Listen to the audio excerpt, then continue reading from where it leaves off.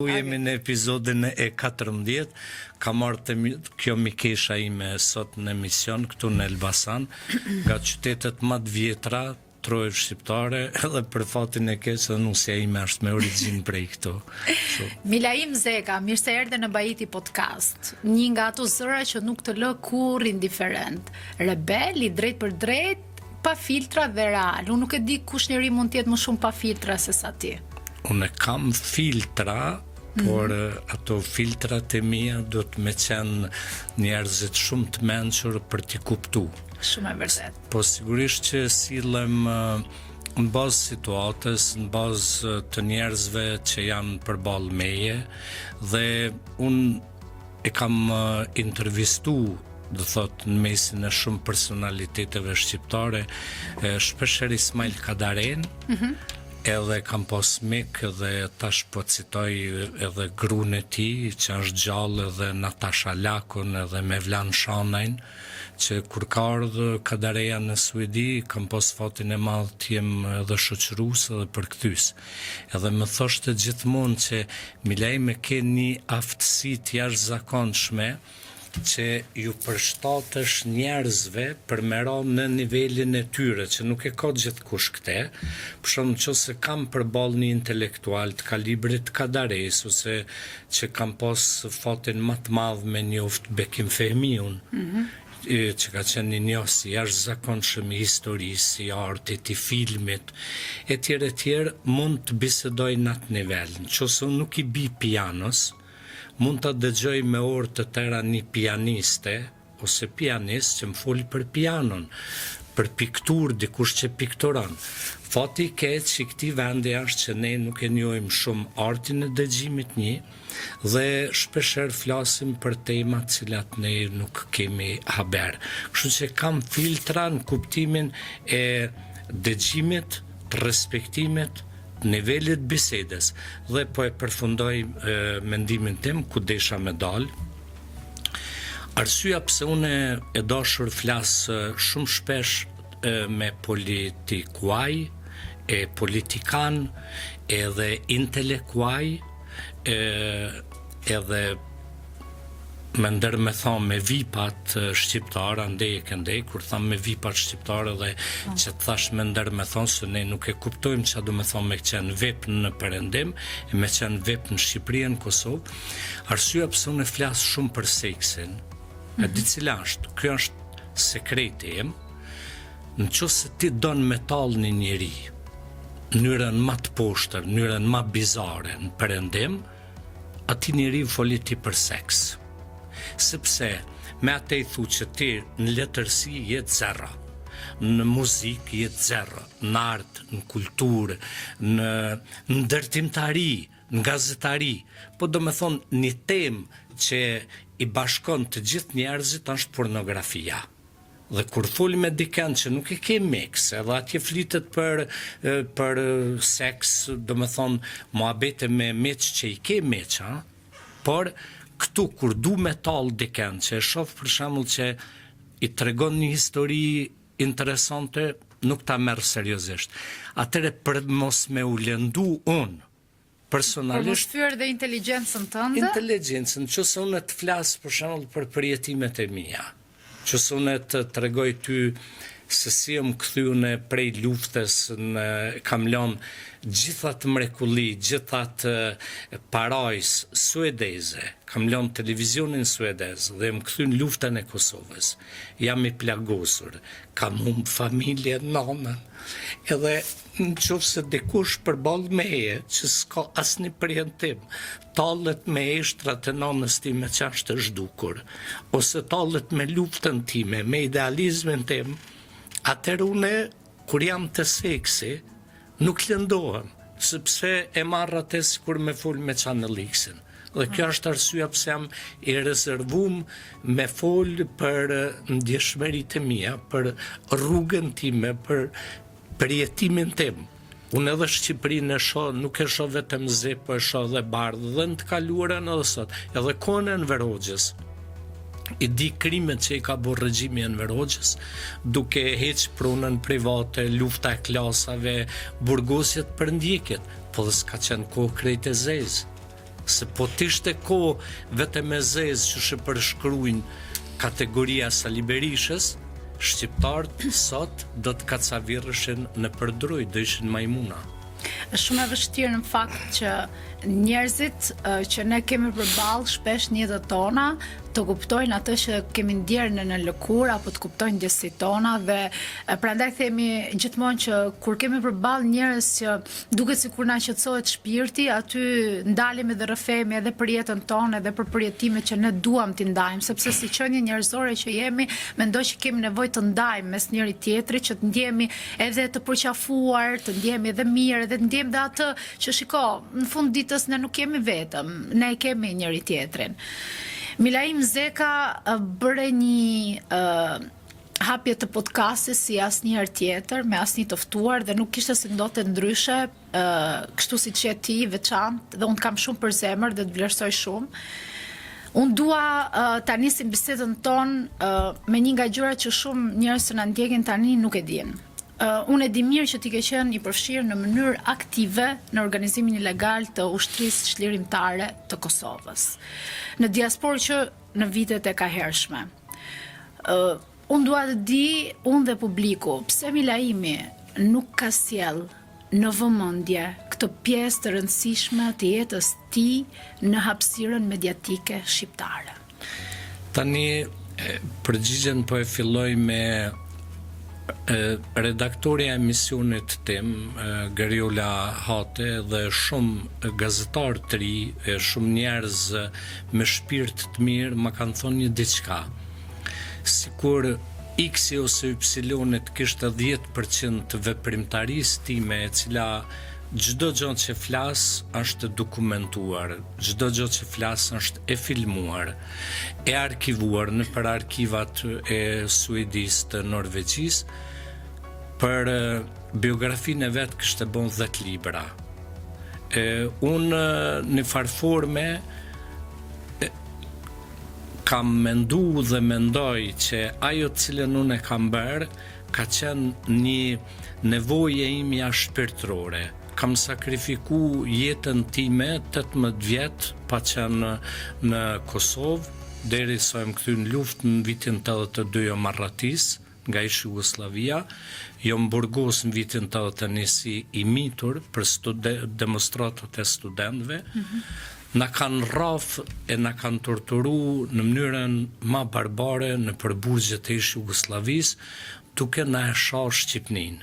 Edhe po të më shikosh këtu, e kam një shej të cilën ma kanë bon në tehun e tavulines, duke na e shah Shqipninë. Ne javë kemi kthy duke shah Jugoslavinë. Dhe unë gjithmonë e kam thonë edhe e them që për mu edhe për shumë njerëz e të paktën për prindrit e mi, Shqipëria ka qenë nanë e dyfisht. Si për nga ona kombëtare, ashtu edhe për nga ona sociale. Pastaj, kur jo marratis në Vjenë në shkurt marsin e vitit 1982, prap njerëzit kanë qenë njerëzit e Shqipërisë, të cilët në ambasadën e Shqipërisë, Angel Koloneci, ndër tjerë që më ka konsideru sikur fëmijën e vet, se kam qenë i ri, ka qenë një Skënder Dushi, me origjinë nga Gjakova, por diplomat në atë kohë i Enver Hoxhës. Po edhe në Paris, kur kam shku në 83-ën, më kanë ndajt afër diplomat e Shqipërisë, edhe në Stockholm, ka qenë njëjta gjë. Do thotë, ne pa Shqipërinë s'kishim mujt kur gjë me ba. Të qenurit tem si pjesë e gjithë lëvizjes kombëtare prej vitit 1979 deri sot që po flasim, ka qenë për mu pjesa më e ndritshme. Edhe pjesëmarrja ime, jam i vetmi njeri që kam hyrë në konferencën e Rambujës me dokumenta false. Ishum me presidentin Thaçi, do më thonë jashtë në një intervistë. Unë e kisha shku me mbulu televizionin e Suedis, konferencën e Rambujës, edhe më tha, apo vjen me mu brenda? I thash, po vi. Tha, po, thash, iq mos tanin, ti para me, une bonjour monsieur, edhe ata mendun që unë jam këshilltara, truproje e presidentit Thaçi dhe kam hy brenda në kështjell në konferencën e Rambujës, pastaj u ktheva dhe në luftën plagos, me 21 maj, të vitit 1999, edhe më kanë sjellë në spitalin e Kukësit, më kanë operu pa narkoz në një spital të improvizuar të mjekëve pa kufi. Mjeku i cili më ka bërë operacion ka shkru liber me titullin Durët e përgjakura. Si e ka emrin mjeku? Gregor Jurishević. Është nonën e ka slovene, babojnë e ka të Australisë. Jeton në Australi, por për me ditë, do më thonë, krejt këtë ngjarje ose angazhimin tim, personi ma adekuat është pronari i Bar Amerikës në Kukës, i cili i ka thonë grus time edhe vajzave të mia dikon para 2 muaj. Kemi shku dhe kemi taku, tha që m'ju fol une për punën e Milaimit edhe për kur është plagos, çfarë gjendje ka ardhë, tha ju duket juve si prallë. Shpesher edhe vetë mu jeta ime më duket si diçka prallë, po ka qenë një prallë shumë e bukur. Edhe mirë është që ne t'i ndajmë këto momente dhe këto rrëfime, sepse jam e bindur që një pjesë e audiencës që na dëgjon nuk i din edhe aq mirë, prandaj dhe unë të pyeta që ti ke kontribuar në mënyrë ilegale në formimin e UÇK-s dhe do doja që këtë pjesën ta ndaje sa më gjatë dhe sa më shumë në hapësirën mediatike shqiptare ku ti edhe vepron aktualisht. Një ditë kjo, domethënë, nusja ime, e cila pashtu ka qenë gazetare shumë e njohur në shumë televizionet të Shqipërisë, Lira Cefalia, ju tha 2 moderatorëve në Kosovë, po du me citu se e jep përgjigjen asaj që ju po e thoni. Ju tha këtyre moderatorëve, tha, më falni, çfarë dini ju për burrin tim? A e dini, tha ju, që burrim ka punu 16 vite në radio dhe televizion të Suedis, nuk e dini. A e dini ju që burrim ka taku babajnë e teatrit botëror Ingmar Bergman. Kam bërë intervist 2 herë me Astrid Lindgren, që ka shkru Pipin. Kam taku Havelin, kam taku Nelson Mandelën, kam taku burrat më të mëdhaj të botës, sepse puna ime ka qenë, kam bërë intervist me Gianni Amelion, kam shkru për shembull kritik në gazetën më të madhe daneze Informacion për filmin La Amerika, kur ka dalë. Në qoftë se tha ju nuk dini kur gjanë për biografinë e burrit tim dhe ju e pyesni për brekt e shoqes time Bleuna Çarretit, për shembull, normal që ky do flas për brekt e Bleunës. Kështu që në të shumtën e rasteve njerëzit mendojnë që unë jam ai Milaimi sikur tek emisioni e Diel, që del atje edhe ti ndeshësh me lloj-lloj njeriu të mençur, por edhe me lloj-lloj debili. Shumë e vërtetë. Kështu që me qenë se gazetaria shqiptare është shëndru në pornografi, me qenë se gazetaria shqiptare është bo vetëm për klikime, edhe për asgjë tjetër, atëre për fatin e keq kemi ra në këtë nivel që nuk dihet se kush ai meçu me kush a budall dhe jetojmë në territorin e budallëve. Dhe njerëzit janë të predispozuar të shohin vetëm sipërfaqen, pa hyrë fare në detaje dhe në thellësi, që duhet jetë shumë e rëndësishme kjo. Unë po e jap një këshill edhe gjithmonë kam thonë edhe publikisht, po them edhe në podcastin tënd. Ata pronarë të mediave që dojnë vetëm klikime, mujnë me thonë një musafirit, a mund është vëlla mi heq pan edhe bëjmë tani klikime që janonën ma a di shqiptar desin me po kush po im shë me dorë, kush me kanë po bas seks, ma qef kanë shqiptarët në një hotel me një në tonë dhunë kujshis apo ban dikush seks se so me bo për vete. E keni Maroku jonë me ditë kujshit që ka po bojnë. Letë mbetemi pak po të QÇK-ja. Në Shqipëri, pjesa më e madhe e figurave që vinë nga Kosova njihen për pjesën e historisë UÇK-s. Por a mund të ndalesh dhe të më thuash pak përveç pjesës politikës, cilët janë ata shqiptar, të cilët kanë dhënë kontributin e tyre dhe ndihmën reale për UÇK-n ndër vite. Nga Shqipëria. Nga Shqipëria. Njeri e për fat të mirë që është i gjallë, që është heroj i gjallë, që ka kontribut ndër më të mëdhajt në Shqipëri është Sokol Poga. Jeton në Durrës, vjen nga Hasi, ka qenë njeri i cili na ka shoqëru në momentet më të rënda. Unë kam bërë film për Indrit Carin. Po, e Kavajës. Po.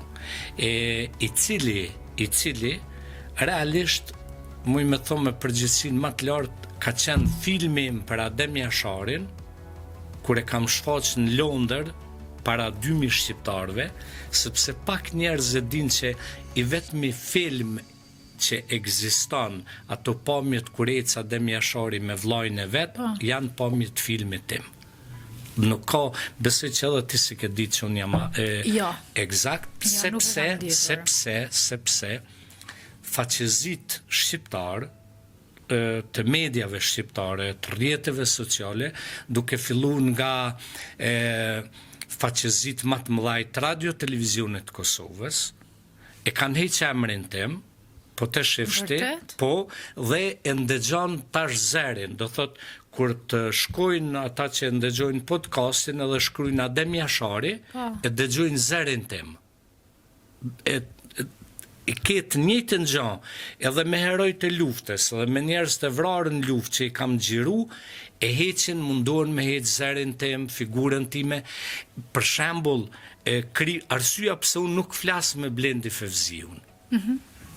Që ka bo krimin më të madh dhe që unë nuk ja fali, është se ai i merr 4 orë xhirime nga Auron Tare, po t'i tham me emra, Auron Tare ja çon 4 orë filmime të mijat, të cilat unë ja kisha dhënë Sky Newsit. Unë kam punu gjatë luftës, domethënë për Sky News, BBC, ITN, CNN, televizionet i ke në krit televizionet e botës i ke pamjet e mia. Tani, Auroni ja jep këto pamje, Blendit, dhe Blendi e jep emisionin e parë, thot, këto janë filmime të një gazetari suedez me origjinë nga Kosova. Domethënë, nuk ma përmend mu fare emrin, edhe e thrasun e Blendin, i tham, ore, ai emisioni i parë u dha, se paralajmëroj edhe pjesën e dytë.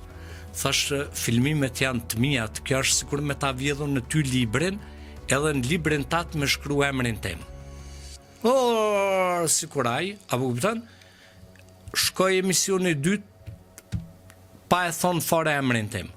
Dhe kjo është, do thot, arsyeja pse une nuk i flas. Përpos ke një figurë nga më të mëdhaja të shqiptarisë që është Tahir Sinani, nga Tropoja, i cili ka marrë pjesë në 3 luftra, luftën e Kosovës, Preshev Medvez Bujanovs dhe është vrarë në Maqedoni, luftën e Maqedonisë. Ka shumë personalitete, po unë po i them disa njerëz publik, Fatos Klosi ka dhënë kontribut jashtëzakonshëm, Recep Mejdani, Sabit Broka, Sokol Bare, por mos harro diçka, e ky është lajm që ty po ta them, e që pak njerëz e din Shqipëri në Kosovë, e edhe ata që e din nuk dojnë me thonë të vërtetën. Heroi më i madh i luftës të Kosovës është Fatos Nano. Tash do të shpjegoj unë pse. Se une që po bisedoja para se me ardhë në podcast të ti, unë flasë për fenomene, unë nuk kam kur gja me Sali Berishën, as me Edi Ramën, as me Fatos Nanën, kur njeri prej këtyre një dët vetë, nuk më ka dhonë mu as një tender, as një qindark.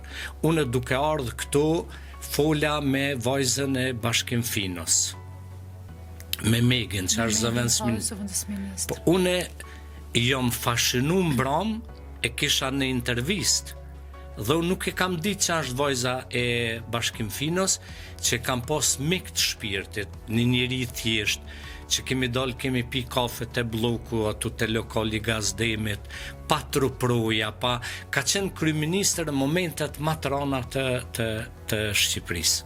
Dhe arsyeja pse ta përmena Fatos Nanën e po ta them për herë të parë. Fatos Nano e ka lidh ushtrinë çlirimtare të Kosovës me amerikanët. Fatos Nano ka qenë në një konferencë në Cross Montana të Zvicrës. Edhe i merr dy përfaqësues e ushtrisë çlirimtare të Kosovës, ju thot, hajdeni me tren, me bicikleta, me çka doni, urgjent me u taku me Holbrookun. Dhe këta dy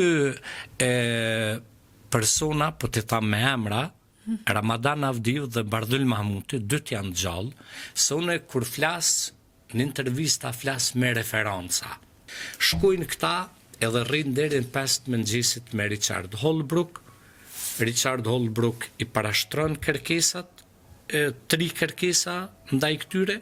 Njëra ma kryesorja ka qenë që ju asnjë ndihmë nuk duhet ta pranoni me vendet e lindjes. Asnjë ndihmë. Edhe s'kan pranu që këja armë as nga Irani, as nga edhe këtu ka fillu momenti ma historik, momenti ma i mbarë, do më thonë për Uçykën. Edhe pastaj ka lidhë me cijën amerikane, Fatos Klosi ka lidhë Gjavit Halitin, e kështu që mos zgjatemi shumë. Por Fatos Nano ka një kontribut të jashtë zakonshëm.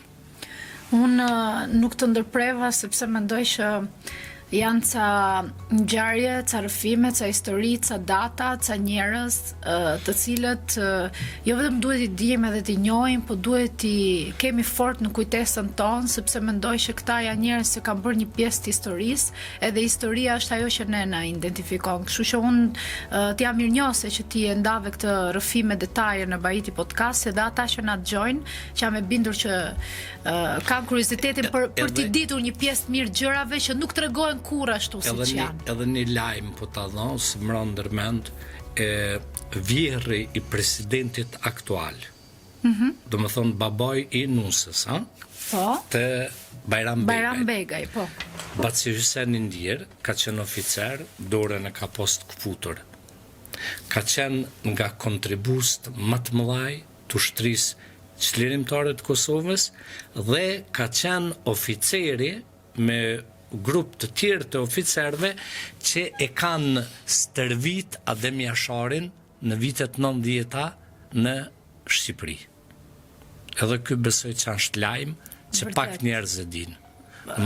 Grupin e port Adem Jasharit kur ka ardhur i ka stërvit Baca Hysen Indier se ka vdek, edhe këteja kam tregu një ditë presidentit, pastaj ishte moment emocionuese dhe takimi me zonjën e parë, me gruan e presidentit, fillojmë i tregu presidentit, tha kur vinin këta, tha mami, tha ju gatun të laknore, këto, do të thonë janë gjëra shumë të bukura, histori të mrekullueshme. Milaim, ti gjatë kohës që po bisedoje përmend edhe një pjesë të politikanëve shqiptar, një pjesë të cilat kanë dhënë kontributin e tyre për Shqipërinë tonë, por le ndalim pak fare te politika. Unë dua të bëj një pyetje. Ti shpesh herë ke thënë që ne nuk kemi lider karizmatik në Shqipëri. Kuptohet që ti je treguar gjithmonë ose në syrin e publikut ke qenë gjithmonë anti Berisha. Kemi vërtet në lider karizmatik në Shqipëri? Shiko, Berisha kur ju kanë hap portat e historisë për me bë mirë për këtë vend, nuk ka hyrë brenda edhe ju kanë mbyll. Shërbimin më të madh që dikush në histori ka bën në rrafshin politik Edi Ramës është Sali Berisha. Sepse edhe 1000 vjet në mënyrë hipotetike me pas jetë Edi Rama, Sali Berisha dhe Ilir Meta. Edhe 1000 vjet ky me pas përballë Ilir Metën dhe Sali Berishën do të fitoj Edi Rama. A kanë fitu të dytë kësaj radhe edhe Edi Rama edhe Sali Berisha, kjo është shumë e vërtetë. Pse? Se Sali Berisha tash thot une u certifikova si lideri i opozitës. Ai këtu e sheh fitoren. Pse Sali Berisha dhe asnjë njeri i opozitës nuk thojnë që qelsi i krejt masakrës zgjedhore në Shqipëri është ligji, kodi zgjedhore. Që ata e kanë miratuar vetë. Në 2008. Do thot ky nuk e shon atë, por thot na vodhen. Këtu të vjedh ligji, nuk të vjedh askush tjetër. Pa u ndryshu kodi zgjedhor, ti del në zgjedhje. Për shembull e ke zotin Lapaj me 60.000 votues merr një deputet, sa është kodi zgjedhor kështu. E ke tjetrin me pak merr 3 deputet. Prandaj Sali Berisha gjatë krejt jetës vet politike ka bën pakt me opozitën në atë kohë, me pozitën tash, vetëm për interesat e tij personale. Dhe të paguish ti $6 milion për një vizë, e ti është në moshën 81 vjeçare. Të pagush $6 milion me shku në Amerikë, kjo është çmenduri. Dhe pastaj të mundosh me avshit këtyre kamermanëve tu që une e kam bën një kontratë për me rregullu relacionet e Shqipërisë me Amerikën. Kush pas ka ngel me rregullu ato relacione? Sali Berisha, Partia Demokratike, relacionet e rregullon qeveria. Kush do qoftë në qeveri? Është Sali Berisha, është Ilir Meta, është Edi Rama, nuk ka rëndësi. Po është qeveria me qeveri që i riparon marrëdhëniet. Dhe prandaj jemi te fitoria e 4 e të madhit Edi Rama. Që shpresoj që inshallah bana i sa mirë që të mandat. Po, shpresojmë që po, në atë duam që të jetojmë në një vend që të ketë mirëqenie mbi të gjitha. Milaim, te Bajti Podcast ne kemi një mini rubrik të vogël, të cilën unë kam quajtur Thumba po mjalt. Unë do të paraqes disa personazhe, kam menduar disa për ty dhe ti do mi bësh një koment të shkurtër secilit. Pastaj se jep thumbin, jep mjaltin, kjo është vetëm në dorën tënde. Po ta nis me një femër që e ke nga Kosova, shqiptare e Kosovës, Adelina Ismaili. Ha njerë se po t'i lek shumë. Adelinën e një kohë shumë gjatë, një shekull.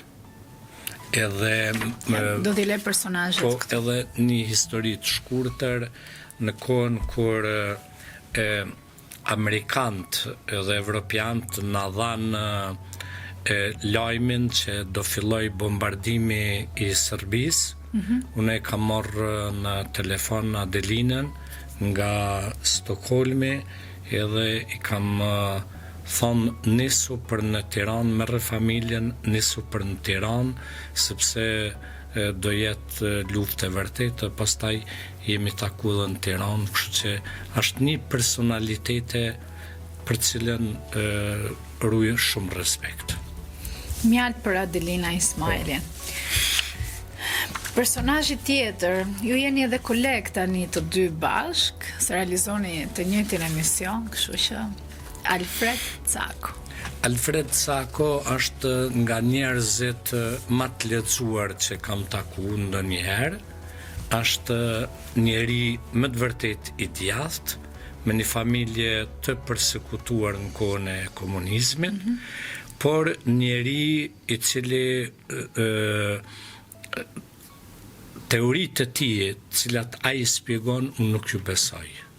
Dhe kjo është arsyeja që unë gjithmonë gjuhem Shpesh jeni në konflikt. Po thuaj se gjithmonë, edhe kur nuk e kundërshtoj në heshtje, domethënë prapë kundërshton. E kundërshtoj, unë nuk pajtoj fare me ato teoritë e konspiracionit, jo do zhduken kaq njerëz, jo kjo kështu, jo kjo aja ashtu, por ai ka drejt me besu, unë kam drejt mos me besu.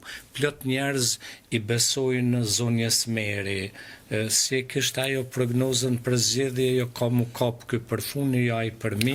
Po, këto si që shpjegojnë këto nga astrologjia, jo hona mirë, hona keq. Hona lartë, utan. Edhe një pjesë e mirë njerëzve e besojnë. Po, edhe nëna ime e ka bind dikur në këto mitet tona, nuk dija ta ka shpjegu nëna jote, po pyetesonte kur shkojsh ose e ke gjyshen gjallë. Po. E gjyshen pyeta, ajo është më e sinqert, nënat ose gjyshet tona thojnë që ditën e martë nëse lahesh. Po, e di, e kemi dëgjuar edhe në këto kohë, ndodh kjo gjë. Po e din pse është shpik kjo prej mendjes nënave tona të zgjuara. Pse? Me marr një natë pauzë nga seksi, se baballar ton as kanë prodhu iPhone-a, as makina, HP edhe P.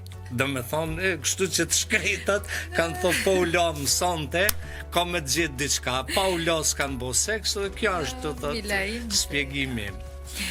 Vazhdojmë te personazhi i radhës, për të cilin mendoj që komentin do ta kesh goxha gjatë, kështu që Adem Demaçi. Adem Demaçin e kam pas, e kam dhe do ta kem tani jetën idhull.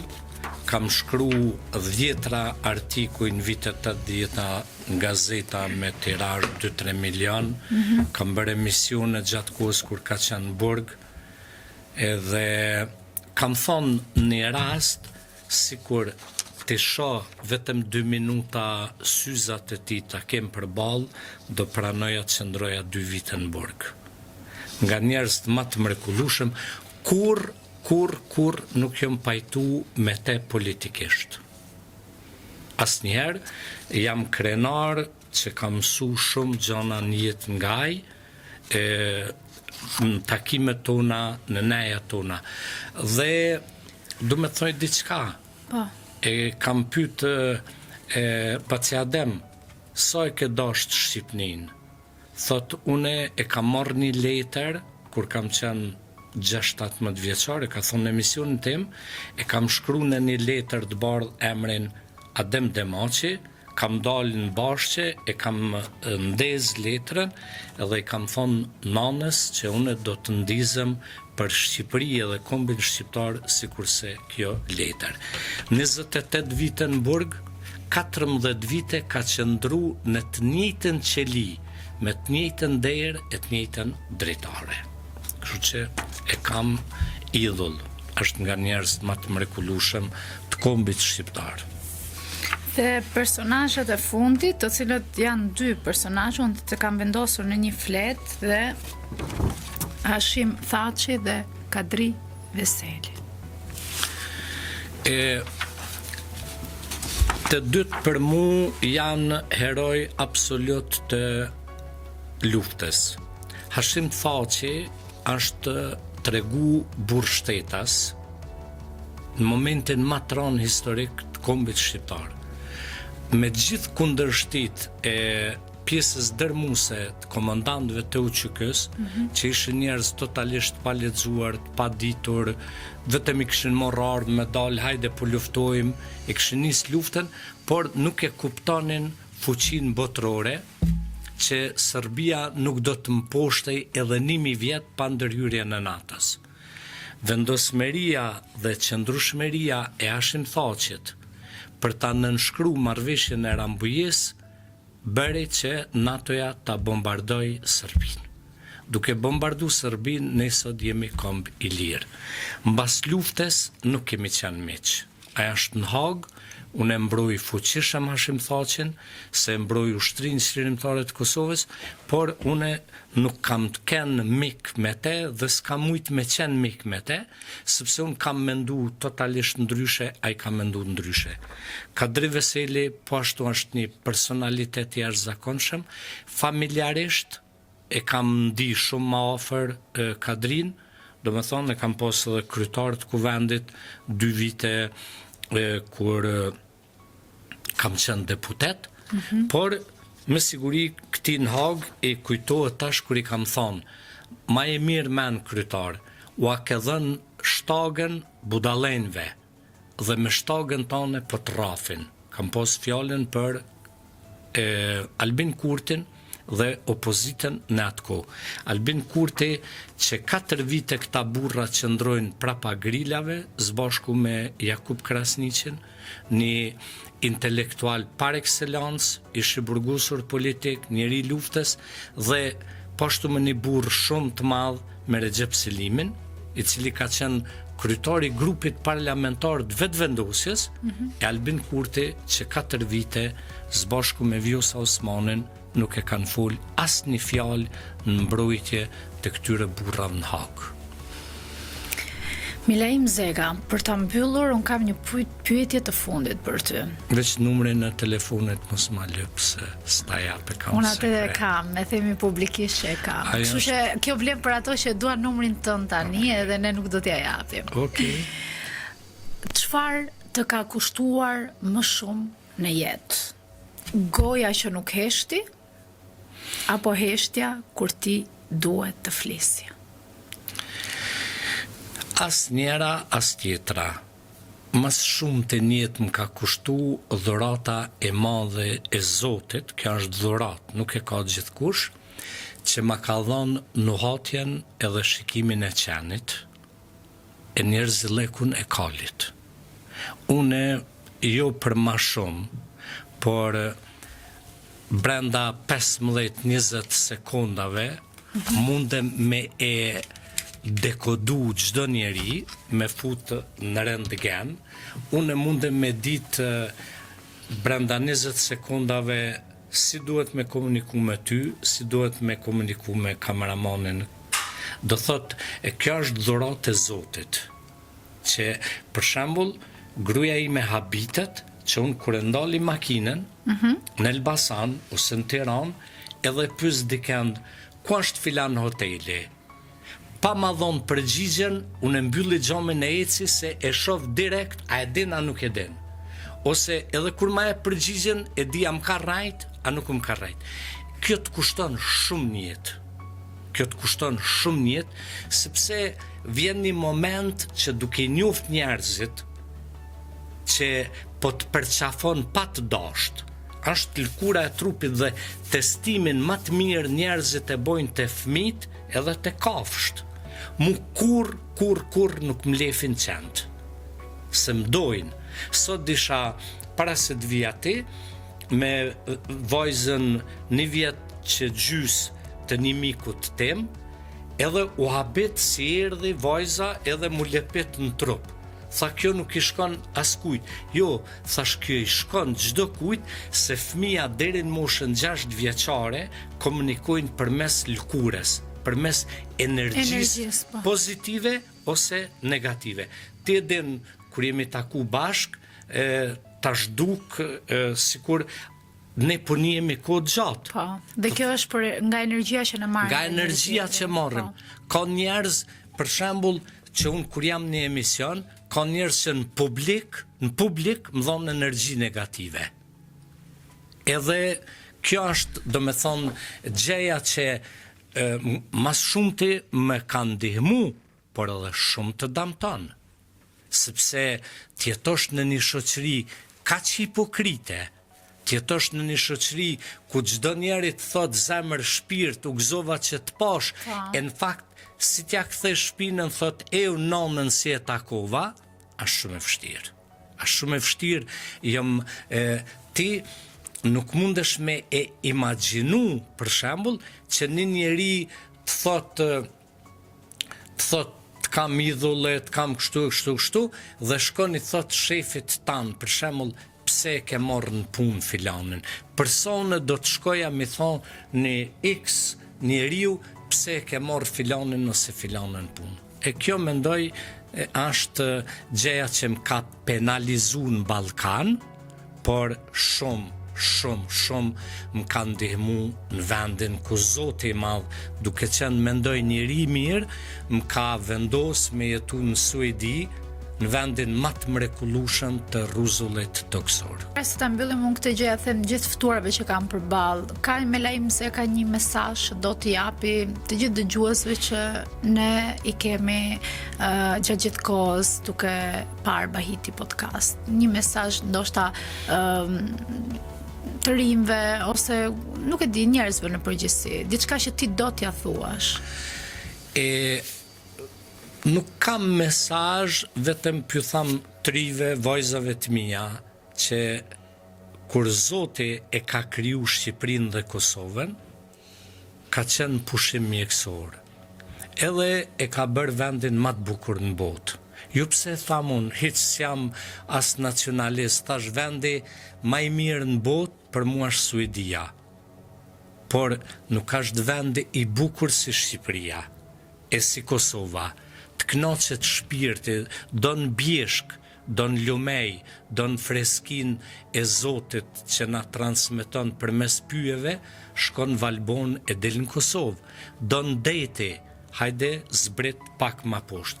Kështu që në qoftë se dim ne me u dashurun këtë vend, atëre këtë vend dim mi au prezentu edhe popujve tjerë, edhe miqve tuaj, sepse nuk mund të flasësh për dashuri pa qenë i dashurum në vendin tanë, ose në çka do të qoftë duhet me besu që ky vend është i bukur. Dhe duhet me ditë që kombi shqiptar në Ballkan kur s'ka qenë më mirë. Pavarësisht të këqijave, problem, kur një jetë 2000 vjet s'kemi qenë më mirë. Jemi burgos pse po e dëgjojmë Radio Tiranën. Ne, maton Kalimashit, sot për 2 orë e gjys vim Shqipëri. Jemi të lidhur, tregon samiti, krejt bota erdhe këto, bota perëndimore në samitin e fundit, çka do me thonë kjo për të rit, që kur dikur Jugoslavia dhe Beogradi ishin qendra e Ballkanit për vendet perëndimore, sot për fatin e madh është Tirana. Është Tirana. Kështu që duni sa më shumë, edhe në fund kam një mesazh që mos u martoni as femrat, as moshkujt, pa i bon 28-30 vjet. Pse? Martesat e reja janë 100% të dështuara. 100%. Njeriu, po nisëm prej dështimit tim të martesës së parë, njeriu kur është i ri nuk din me dashuru. Njeriu kur ai i ri veç ka ndjenjat seksit. Seksi nuk ka të baj asgjë me dashuri. Kur ti i ban 28 vjet që u kam thënë vajzave të mia, ti nuk e lyp, nuk e kërkon më burrin, ai ka vetullat e bukura, ai ka sytë e bukur, kërkon mendjen e njeriut. Sepse ka ardhur një kohë që për seks nuk e nevojë me pas një burr budall në shtëpi. As një gru të shmendur që del ku je, ku ishe, çka bëre, me kanë qeshe, ka shkuve.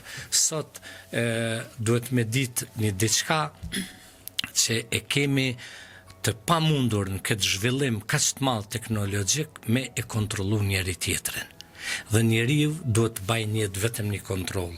Ta pyes veten, una jam në rregull në raport me Zotin. Nëse ti je në rregull, ti je në rregull. Edhe me partnerin, edhe me familjen, edhe me çdo kënd. Kështu që unë për ty kam një urim, rrofsh, mos vdeksh edhe mos u martafsh. Se martohen vetëm budallën dhe fukarën. Për shembull, kur kamermani jot, edhe unë si jemi bot mençur, jemi pendu pse jemi martu, po tash pendesa është e vonë. Duhet ta dëgjoj këshillën edhe unë do ta dëgjoj këshillën. A mos shpresoj që gruaja e këtij nuk e dëgjon që i kam thonë, se pastaj do thotë si e keni ftuar atë në emision, ha? por jo, më se prej hiç, se po e prejve. Jo, nuk prej, asgjë nuk do prej.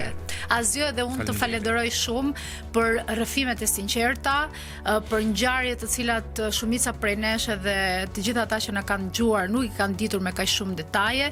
Faleminderit që ndave kaq shumë në Bahiti Podcast. Unë jam shumë e lumtur që të kisha sot dhe uroj që të takohemi vetëm për gjëra të mira dhe të kemi mundësi të bisedojmë për ato tema dhe për ato ngjarje që një pjesë e mirë njerëzve nuk i kanë informacionet e tyre, por është e domosdoshme t'i kenë edhe t'i dinë. Faleminderit edhe për mesazhet që dhe, e jam e bindur që me këtë mesazhen e fundit do t'ja prishësh shumë qefin njerëzve që më the mos u marto, por që do ta shohim. Milaim Zeka, original, rebel, i papërmbajtshëm dhe një nga ata njerëz që unë mendoj që ke qef edhe dëshirë edhe kënaqësi ta kesh jo vetëm në studio televizive apo emisione, por edhe për ta patur si mik. Faleminderit dhe ju që na ndoqët, do shihemi në puntatën e ardhshme të Bahiti Podcast. Deri atëherë, mirupafshim.